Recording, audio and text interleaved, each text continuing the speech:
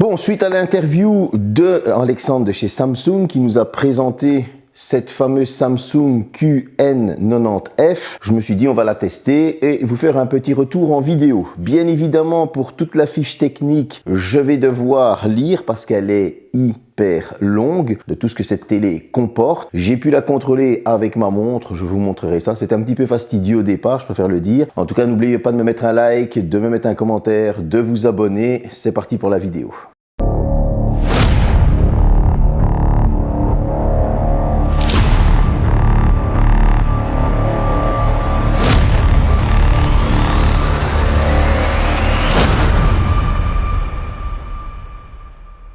Tout d'abord, la première chose, le design. Cette télévision est uniquement ultra plate. Il n'y a pas de boîtier séparé. Tout est intégré à la télévision. En épaisseur, on est sur un peu plus d'1 centimètre, donc on est sur quelque chose quand même d'assez fin. Niveau finition, bon, on est sur du Samsung, hein, c'est top qualité, il n'y a rien à dire. Vous aurez tout de suite remarqué que nous sommes sur un écran mat. Là, il y a la fenêtre et on peut remarquer qu'il n'y a pas de reflet dans la télévision ou alors il est vraiment très petit. Au niveau de l'écran mat, je vais faire un test après avec le S25 Ultra où je mettrai la lampe de poche pour vous montrer qu'il y a un anti-reflet pour vous prouver bien évidemment que voilà, s'il y a le soleil qui tape plus fort, ben, vous n'allez pas être ébloui. En tout cas, ici à l'arrière, on va retrouver toutes les connectiques, elles sont de l'autre côté, hein, j'irai me mettre de l'autre côté tout à l'heure. On est sur des matériaux Samsung Premium avec des qualités de finition Premium. Maintenant, on va passer à la fameuse fiche technique, c'est-à-dire les fiches derrière, etc. Et puis, je vais vous énumérer tout ce qu'il y a dedans. Comme je le disais, j'ai pris les notes,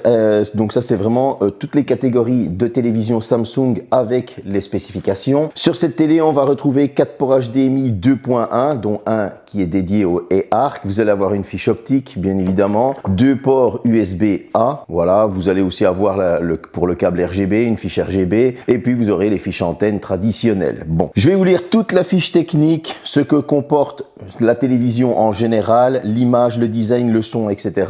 Ensuite, je vous donnerai mon retour. Bien évidemment, je vous donnerai mon retour sur l'écran. On va partir aussi du côté des jeux vidéo pour prouver que cette télévision, elle s'est encaissée du jeu vidéo. Donc c'est parti au niveau de la fiche technique. Accrochez-vous bien, on va voyager. Alors, nous sommes sur une image 4K. Vous allez avoir du Quantum Matrix Plus. Vous allez avoir du Neo Quantum HDR Plus. Vous allez avoir du Neo Quantum AI Génération 3 processeur. Vous allez avoir un objet tracking au niveau du son. Ça veut dire quoi? On est sur du 4.2.2, 60 watts. Ça veut dire que quand un avion décolle de la gauche, qu'il va vers la droite, en fonction de la télévision, elle est mise comme ça, donc gauche-droite ou sinon droite-gauche, eh bien, vous allez avoir le son qui va voyager dans la télévision. Le même pour une voiture, donc si vous regardez un film d'action, etc. Bien évidemment, ce sera une option à activer. Vous allez avoir de l'anti-reflet, logique, et on est sur du 165 Hz. Ça veut dire que pour les consoles dernière génération, vous allez pouvoir faire tourner tous vos jeux en 120 Hz sans aucun souci. Si vous branchez une tour de PC sur cette télévision, vos jeux pourront tourner en 165 FPS en 4K, condition d'avoir la carte graphique qui va avec. Bon, j'espère que vous avez l'argent. Ensuite, au niveau de l'image, qu'est-ce qu'on va retrouver? Comme je le disais, un processeur de génération 3 avec intelligence artificielle, un volume de couleur qui va jusqu'à 100%, vous allez avoir de l'anti-reflet. Si maintenant on est sur du design, bon, on est sur un design slim. Alors, précisément, avec l'arrière, lorsqu'il y a toutes les fiches techniques et tout ça, bon, vous allez avoir forcément la télé qui est légèrement bombée et là, elle fait 27 mm d'épaisseur. Vous allez avoir aussi, bon, les côtés clean, hein, pour dire que c'est bien plat, etc.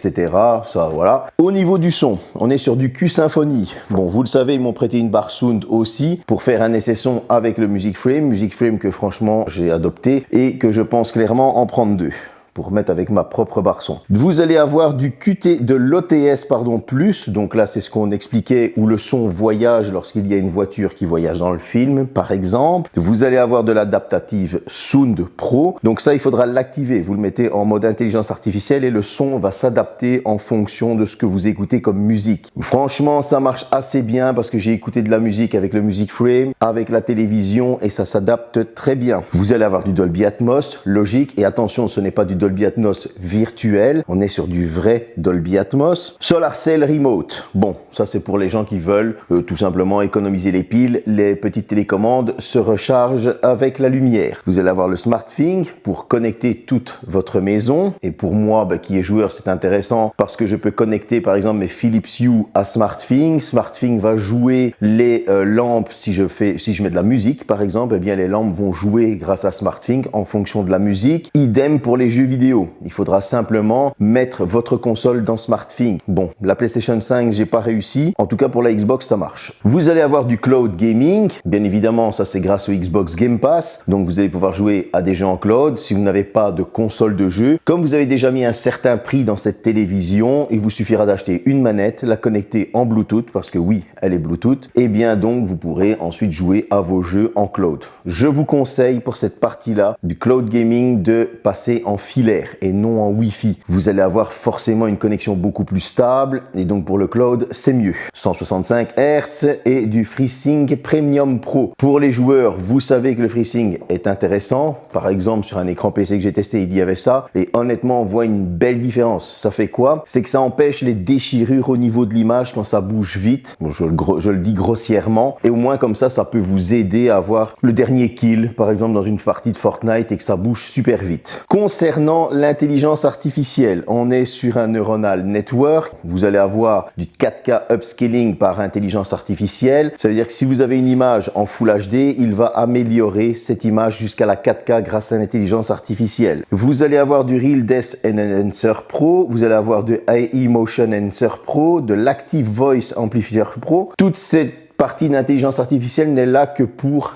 améliorer votre expérience utilisateur, améliorer le son, adapter l'image. Personnellement, je l'ai testé comme ça. Toute l'intelligence artificielle est activée sur cette télévision. J'ai rien changé. Je n'ai pas voulu aller dans les réglages. Je me suis dit, après tout, le consommateur moyen, celui qui va s'acheter la télévision et qui n'a pas l'envie de chipoter, de dérégler sa TV parce qu'il a peur, il va simplement mettre en automatique, c'est-à-dire avec l'intelligence artificielle. Une fois qu'on active le son en intelligence artificielle, l'image en intelligence artificielle, vous allez vraiment avoir la télévision qui va gérer tout ça et vous n'avez plus à vous prendre la tête. Honnêtement, vous lancez un film en 4K, elle fait tout, et franchement, je me demande pourquoi je me suis cassé la tête autant d'années à faire des réglages sur une télé. Voilà. Bien évidemment, l'Auto HDR Remastering, le Color Booster, le Generative Wallpaper. Le Generative Wallpaper, c'est comme il a expliqué. Vous allez pouvoir sélectionner 3 images et elle va vous faire un écran de fond en fonction des images que vous avez choisies. Vous allez avoir aussi une galerie d'art. Maintenant, on va aller sur la petite démonstration. Je fais ceci avec la télécommande. Comme vous pouvez voir, on était dans le noir et le reflet est toujours très faible. Je retourne sur le menu et voilà.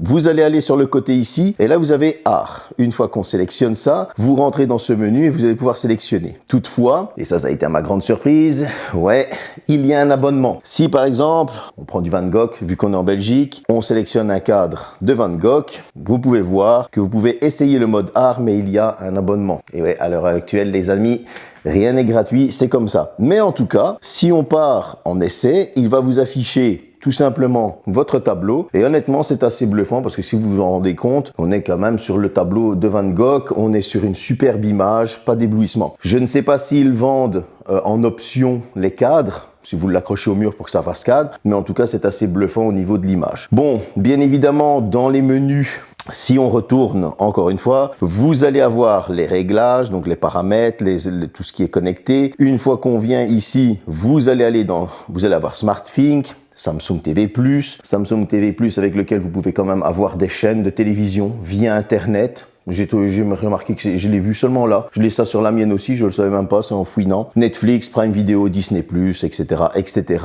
Vous avez le store qui va vous permettre d'ajouter des applications. Il y a des petits cadeaux qui sont assez sympas. 3 mois de Rakuten TV. Vous allez avoir aussi 1 mois d'Xbox Game Pass gratuit que j'ai pas réussi à activer. Pourquoi? Parce qu'en fait, le compte Samsung n'est pas le même que mon compte Xbox Game Pass. Et ouais, c'est foutu pour moi. Donc, c'est comme ça. Donc, vérifiez bien que votre compte Samsung soit le même que votre compte Xbox Game Pass. En tout cas, comme vous pouvez voir, on a une superbe image. Il n'y a pas de reflet. Tant que nous sommes là-dessus, on va faire le petit test et après ensuite on va partir sur la partie jeux vidéo pour vous montrer la qualité d'image. Je fais jeux vidéo parce que vous le savez bien, je peux pas vous montrer de film, sinon la vidéo va être censurée. J'allume ma lampe de poche, elle est allumée et si on regarde ici, là je suis au plus proche. Mais en tout cas, une fois que je suis avec la lampe de poche ici, on peut remarquer qu'en fait, là on voit bien que c'est allumé et là non. Et en fait, sur l'écran, il y a quelque chose de très très faible. Donc, elle absorbe la luminosité pour empêcher les reflets. Ça, c'est un très gros point fort. C'était la partie spec. On va passer à la partie utilisation. Pour l'utilisation, on va directement aller dans quoi? Dans la partie jeux vidéo. Alors, je vous filme cette petite partie. Vous savez que la Xbox va vous montrer tout ce que votre télévision est capable de supporter. Lorsque l'on va faire des réglages, eh bien, elle va modifier en fonction de ce que votre télévision est capable de supporter. Ici, elle nous prouve bien que nous sommes en 4K Ultra HD 120 Hz. Si on part sur le détail de la TV 4K, elle va vous montrer avec des petits V tout ce qui est activable sur la télévision. On peut voir qu'elle prend le 60 et le 120 Hz. Alors, le 4K 120 Hz nécessite un câble HDMI Ultra Speed. Bien évidemment, il est inclus avec la Xbox Series X ou vous n'avez qu'à acheter un câble 8K. La configuration de votre téléviseur prend en charge la 4K 120 fps. Votre téléviseur prend en charge le HDR10 pour les jeux. Votre configuration TV ne prend pas en charge le Dolby Vision. Comme ça, vous êtes mis au courant. Regardez des films et TV, donc vous allez pouvoir le regarder en 4K 10 bits, 124, 50, 60 Hz. Le téléviseur prend le HDR10, la configuration ne prend pas le Dolby Vision. Donc elle vous l'affiche à chaque fois et vous pouvez voir qu'elle prend la capture de jeu 4K sans problème. Donc on est vraiment à tout ce que Samsung nous promet. Je pense que là on est sur quelque chose de très bon. On va partir sur Forza et sur Hellblade 2. Nous voici donc sur Hellblade. Comme on peut voir, bon, le jeu est toujours aussi sublime.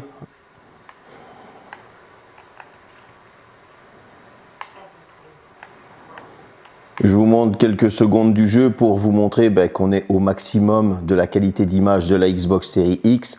C'est exactement la même chose pour la PlayStation 5. Non, ne venez pas me casser la tête en disant « ouais, tu mets en avant la Xbox ». Non, la PlayStation 5, c'est le même aussi.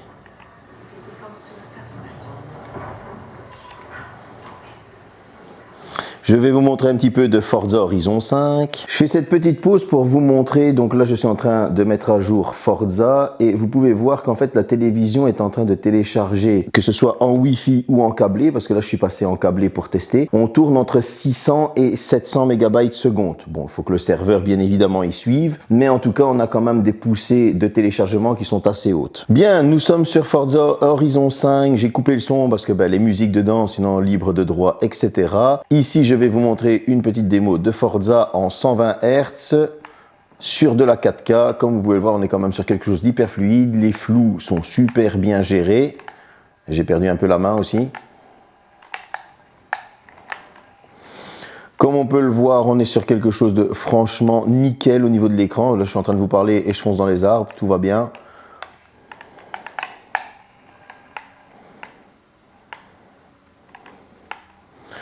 Voilà, donc vous avez eu votre petite démo. Je voulais vous faire Fortnite, mais il y a une mise à jour de 62 Go et flemme, hein, je préfère quand même le dire. En tout cas, je vais vous montrer maintenant comment ça fonctionne avec la montre, au moins pour les personnes qui veulent utiliser leur Galaxy Watch ou Galaxy Watch Ultra comme curseur sur la montre, tout simplement. Et après, je pense qu'on partira sur la conclusion. Voilà, je suis revenu sur le menu de la Xbox, comme ça ici vous avez une partie de noir, vous pouvez remarquer que la fenêtre est toujours ouverte et on pourra remarquer que le reflet n'est pas là. Ensuite, je vous ai parlé de la montre. En effet, on peut contrôler la télévision avec sa Galaxy Watch Ultra ou sa Galaxy Watch 7, je pense, c'est le maximum qu'on peut descendre. Samsung viendra me confirmer les choses, je vous le mettrai dans le descriptif au cas où. En tout cas, avec cette Galaxy Watch Ultra, comment ça se passe? Il faut bien évidemment qu'elle soit connectée à votre smartphone, de préférence, qu'elle soit la télévision connectée à SmartThings et votre smartphone aussi. Comme ça, vous avez tout simplement l'écosystème Samsung. Et lorsque vous allez connecter votre montre, elle est connectée au Wi-Fi grâce au téléphone, vous allez aller dans SmartThings, dans la montre, la connecter et elle va vous montrer un geste. C'est un geste, je ne vais pas le faire, du poignet pour qu'elle s'active et qu'on puisse voyager dans les menus de la montre. Le pincement des doigts servira quant à lui à sélectionner, fermer 2 fois le poing à revenir en arrière, fermer 1 fois le poing pour aller sur le menu d'accueil. Ça, vous pouvez le paramétrer dans la montre et comme ça, vous pouvez, si vous n'avez pas la télécommande ou votre smartphone, aller dans... Attention que je tiens quand même à le dire, oui, vous allez pouvoir le faire sans votre télécommande, sans votre smartphone, avec la montre, mais il faut quand même s'y habituer au départ. Je suis parti sur ma conclusion. Je vais enlever mes lunettes parce que je les avais mis, je les ai oubliées avant. Qu'est-ce que j'ai pensé de cette télévision? Bon, c'est clairement et simplement une évolution par rapport à l'année dernière, il faut l'avouer. On est sur un tarif de 2500 € pour ce modèle en 65 pouces, qui je trouve peut convenir à pas mal de ménages, hein, sauf si vous avez vraiment une pièce qui est vraiment gigantesque. En tout cas, on a quelque chose de vraiment hyper quali. Au niveau de tout ce qui est image, au niveau du son, au niveau des specs fournis. Faut-il changer de télévision tous les ans en fonction de l'argent que vous avez? Oui. Si vous n'avez pas l'argent, non. En tout cas, si vous voulez choisir une bonne télévision avec laquelle vous êtes parti pour un certain nombre d'années, celle-ci va vraiment faire l'affaire grâce à l'intelligence artificielle, etc. Je rappelle quand même qu'on est sur 7 années de mise à jour. Moi, j'ai été assez bluffé. J'ai un écran à la base brillant, il n'est pas mat comme celui-ci et j'avoue avoir eu un petit coup de cœur pour cet écran mat. Pourquoi? Parce que moi qui ai une grande pièce, hein, comme je l'ai déjà expliqué, avec plusieurs fenêtres, il y en a 3 et elles sont très grandes, je peux vous dire que la lumière passe assez bien et sur un écran brillant, ça peut déranger. La preuve, si je dois regarder la télévision ou jouer en journée sur ma console de jeu, je dois fermer les rideaux pour pouvoir pêcher tout simplement les reflets. Ici, comme on peut le voir, non seulement l'écran mat empêche les reflets, mais en plus de ça, l'intelligence artificielle vient aider à ça. Donc on est vraiment sur un très bon écran de la part de Samsung. Je pense qu'ils ne vont pas perdre leur place encore cette année. Ils sont encore partis pour une bonne année à être en tête, hein, au niveau des écrans. La prochaine vidéo qui va arriver, ce sera la Barsund. Maintenant, s'il y a un défaut à citer, nous avons le Dolby Atmos, c'est sûr. Peut-être que sur ce modèle, il y a quelque chose que moi je dois citer. Pour les personnes qui aiment bien avoir un boîtier, vous savez, accroché au mur avec les câbles qui passent dans un boîtier dans le meuble, ici, ce ne sera pas le cas. Donc vous allez devoir mettre les câbles sur le côté, les passer en tressé et ensuite les passer dans une gouttière. Ça, c'est peut-être un petit défaut pour ceux qui sont des adeptes du boîtier séparé. Bien évidemment, vous avez ça dans une gamme de télévision supérieure aussi. En autre défaut, j'en ai pas réellement rencontré. Et je ne dis pas ça parce qu'ils me l'ont prêté. Je dis ça vraiment parce que pour moi, c'est une évolution par rapport à des TV que j'ai testé l'année passée et qu'on est exactement sur la même qualité de télévision. Quoi leur reprocher? Ouais, peut-être le prix, mais vous le savez comme moi, tout a un coût et surtout quand la technologie avance, le prix avance aussi. J'espère que cette petite vidéo vous a plu. N'hésitez pas à me mettre un pouce, un commentaire, à vous abonner. Salut!